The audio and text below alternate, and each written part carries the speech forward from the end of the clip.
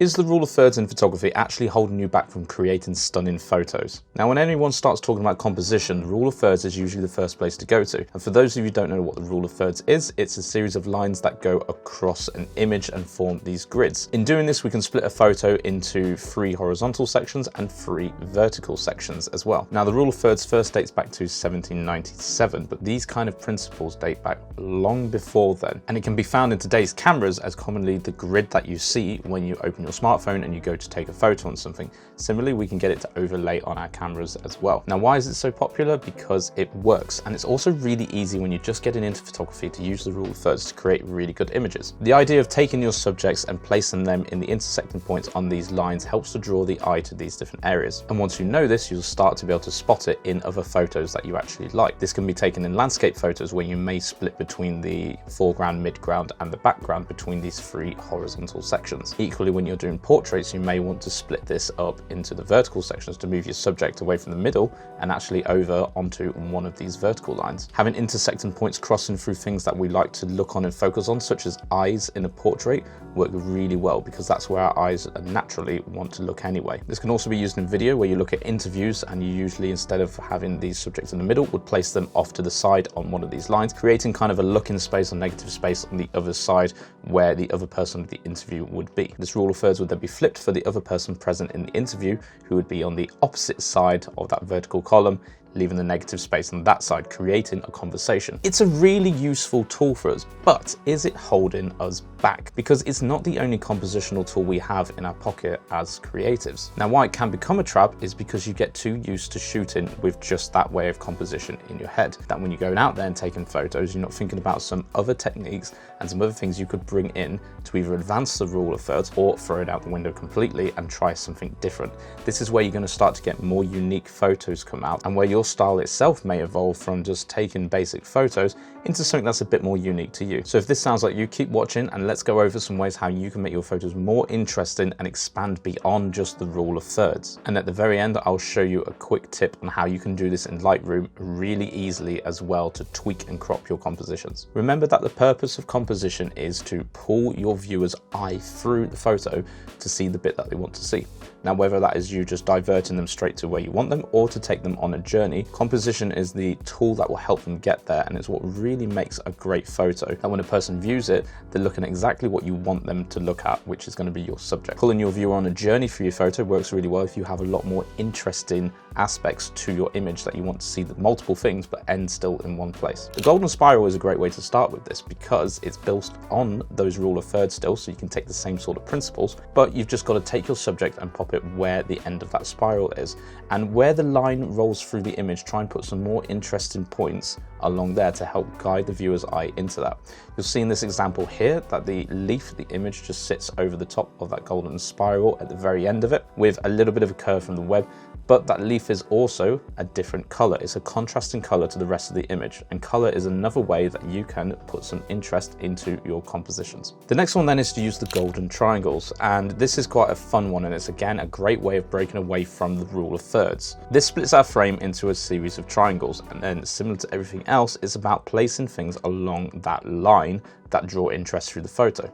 Such as in this image here, if we overlay the grid over the top of it, we can see that within each of our triangle sections we have something slightly different going on each time. But more notably, that we have a plate in the top left of this one, we have tomatoes based over here in this triangle, but there is a line sort of running through diagonally across the image that pulls down through the napkin, through that plate, out into the negative empty space triangle that we have on the left here. And yes, we're never going to have it exactly perfect, but when you're doing arrangement stuff like this, it can be a way for you to again break away from the rule of thirds. If you're doing top-down photography like this, try laying out your plates in a way that makes these sorts of triangle or diagonal shapes. It's going to form a lot more interest in your photo and help you to stand out against everyone else just using that rule of thirds. A similar one would be this one here of just plate and X. Really, really simple, but a diagonal line will help to pass through close to where these yolks are, which again is the highlight color of this image, which you want to draw your eye into.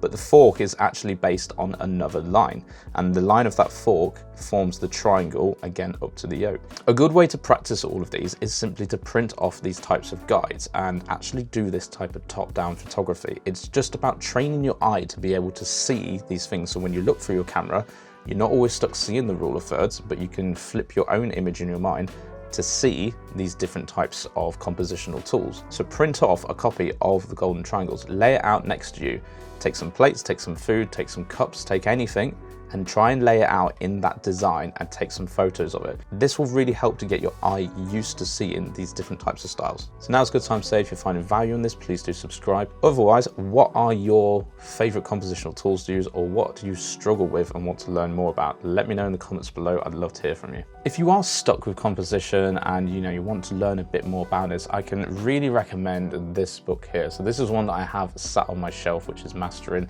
Composition, and it's a fantastic book that I'll put a link in the description to for you. But it's really good because it introduces you to all of the different concepts, tools and techniques you can bring into making your photos better. So I'll put the link in the description for you for that one, but it is a fantastic book and I keep that on my bookshelf with my cameras, with a few other choice books which I may bring up in later videos. Now the next one that is a really common one to use is leading lines. Now leading lines is something that everyone said, I have leading lines in my image, but do you really? Leading lines want to be very obvious and draw the viewer down through a journey of that photo that you have. We do have more subtle based leading lines, but they're still a primary part of the composition. At its heart, they need to serve a purpose, which is to pull your viewer through that journey of the photo to the point you want them to see. Long exposure night photography is a really good example of this, because you get these nice light streams that run all the way through the image here, and that forms a natural leading line because it's just highlighting a road, which would have been a leading line anyway, passing through this image. But it actually becomes more than just a compositional tool. This becomes your subject, that we're looking at these photos to see the leading line. That just happens to be the main focus of it, which is the colors passing through the image. A more subtle approach would be in landscape photography, where we might have leading lines through rocks, through rivers. This is a little bit more unpredictable to do because obviously you're dealing with nature. But if we took this example here with the beach, we have the leading line as that white wave that's kind of hitting the shore, and it passes all the way through the image. No, not in a straight line, but it's drawing us up to the top of the image where there's this kind of little rock formation. But what's great about this is there's so many interesting things to see along the way in this image. There's not a great deal in the image. It's very minimalistic in that there's just a few rocks, but how they've shot this is fantastic. Because of the journey you're taking through the photo, you get to appreciate every little bit of the rock, how the water passes over it, all the way up to finishing at that rock at the end. One final one I will give you then is frames. Framing is a great way to take a photo of a place where everybody goes. So it gives you a unique perspective, and it's the idea of taking your image through something else. You have a real close foreground that forms a frame around your subject or around the photo you want to take. Really easy to do it in nature if you just kind of shoot through trees or shoot through gaps, such as this one here with a sailboat. Sailboat is our subject, but we've got this nice depth of field kind of frame around it.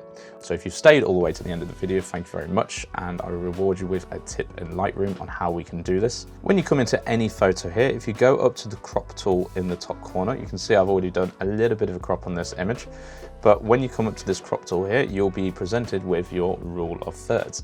Now, if you hit O on your keyboard, that's going to actually cycle you through some of these different techniques. Presenting you with one we didn't talk about here, which is the diagonal. Another one that is a great one to do. Same principles apply though. It's all about trying to hit those intersecting points on the grid. If I keep toggling through, I end up with my golden triangles that you can see I have here. And actually this image does have some aspects which follow this well, which is the rock formations falling in this diagonal across here and across here, and actually meeting on this intersecting point. There's a few things in here that do actually meet the golden triangle. If I wanted to tweak my composition then, if I was slightly off with taking the photo, I would then just simply crop. And by cropping the image, I might be able to find a better composition. So maybe I want to bring that boat down more to the cross section on there. And hit enter, and that follows a little bit more of the principles on this. So just because a photo doesn't look great, remember the crop tool can improve the composition drastically, and that might be the only thing you need, is turn a photo that you don't like into something amazing that catches your eye. Never delete your photos. The first thing I would do is just have a quick try on this tool. Now, one other thing you can do on this then is, yes, you've got O for this. keep cycling around, we might get to the golden spiral. But what if it's the wrong way round? So if you hold down Shift and O, this will flip the perspective of the grid tool for you to however you want it to be. So just a little Lightroom tip for you there. I found it really helpful when I was starting out experimenting with all these different types of composition to come back into Lightroom and be able to edit it with frame over the top and feel more confident that I am putting the right thing out there. So I hope you enjoyed that and it was valuable for you. What are some of your favorite composition techniques, or what do you find you struggle with? Tell me in the comments below. I'd love to hear from you. Otherwise, please do subscribe and I'll see you in the next one.